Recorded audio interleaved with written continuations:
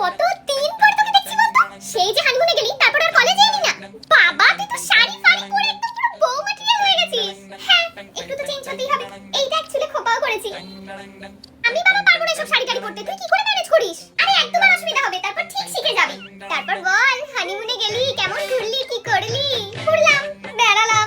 কি ভালো না, বেশ কি সুন্দর ঘুরতে বেড়াতে যেতে পারিস। দাঁড়া এক্ষুনি কাকিমাকে ডেকে বলছি তোর বিয়ে দিয়ে দিতে, তাহলে তুইও হানিমুনে যেতে পারবি। না বাবা না, তার জন্য বিয়ে করতে পারছি না। আমি ভাবছি আর কলেজ কন্টিনিউ করব না। এমনিতেও বিয়ের পরে পড়াশোনার সময় পাওয়াই যায় না। আর তারপর পরের বছরে যদি আমরা বেবি প্ল্যান করি তাহলে তো আরই হবে না। বেবি তুই তো বড় বলেছিলি যে বিয়ের পর 2-3 বছর কোনো কিছু নেব না, শুধু ঘুরবো ফিরবো মজা করবো, হয়ে গেল সব?